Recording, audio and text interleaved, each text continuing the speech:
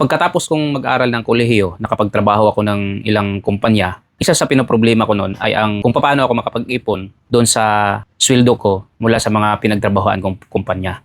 Nagtrabaho ako dati sa BGR dito sa probinsya namin sa Naval. Pagkatapos ko sa BGR, nagtrabaho ako doon sa Chowking at nag-superpere. After nag-superpere, nakapag-international tayo, nakapag-sampa tayo ng barko na container vessel. Isa sa mga pinoproblema ko noon yung paano ako makapag-ipon na matustusan natin yung mga pangangailangan natin sa pamilya natin. So, yan yung natutunan ko nung sa barko na ako. Ang dami kong natutunan na mga technique at sa video ko na to, meron akong i-share sa inyo isa sa mga natutunan ko lang din sa mga kasama ko sa barko.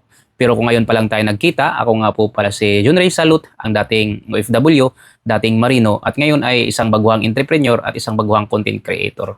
Sa barko, ang naging experience ko doon nung unang natapos kong kontrata, pagkatapos nating ng kontrata, umuwi tayo, nagbakasyon, at gagastos tayo. Ang problema sa mga OFW, lalong-lalo na sa mga seaman, ay pagka hindi sila nakakontrata o hindi tayo on board sa barko ay wala tayong sahod. So pag nakabakasyon tayo, wala tayong income. Kung hindi natin siya talagang himay-himayin yung mga kinikita natin at wala tayong idea, gastos lang tayo ng gastos, mauubos at mauubos yung kinikita natin sa buong isang kontrata na hindi pa tayo nakabalik sa barko. So meron akong natutunan na isang technique sa pag-iipon ng pera na mayroon talagang matitira sa atin. So, unang-una, ang formula na to ay nagiging applicable sa akin at nagagamit ko siya hanggang ngayon.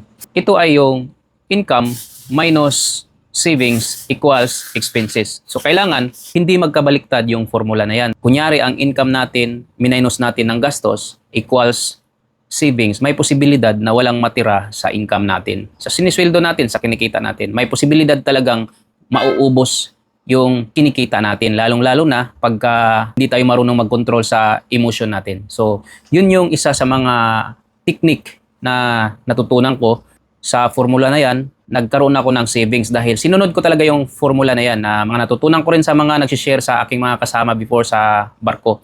Income minus savings equals expenses. So, kung may kita tayo at inuuna natin yung mag-save, so may posibilidad talaga na may iniipon tayo bago natin gagastusin. At yung remaining nun, yung magiging remaining sa savings natin, yun na yung pagkasyahin natin sa mga needs natin, sa mga gastusin natin. 100% na meron ka talagang natitirang ipon. Kasi meron kang tinatabi, inuna mo yung pagtabi ng pera na may, kunyari, may nilalaanan kang proyekto o may nilalaanan kang savings na to. So, nakadepende na rin yan sa inyo kung magkano yung isi-save nyo. Depende na yan kung gaano kalaki yung sinisave nyo. Kasi ang pag-iipon ng pera, kapag may nilaanan kang isang project, ay wala naman po sa kinikita yan.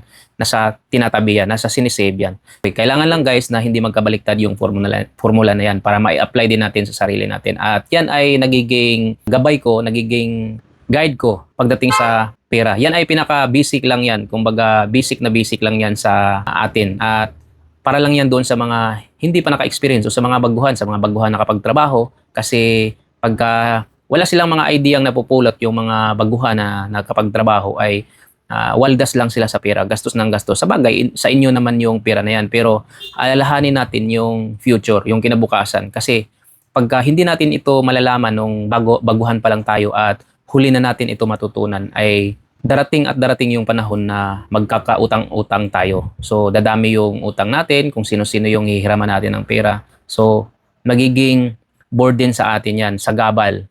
At kailangan lang yung mga naipon natin ay palaguin natin. So, yan yung isa sa mga technique. I-turn natin into passive income. So, may yung mga tinatabi natin, yung mga sinisave natin, kailangan ma-twist natin siya into passive income para kumikita din siya. So, yun lang muna sa video ko na to guys at sana ay may natutunan kayo sa video na to.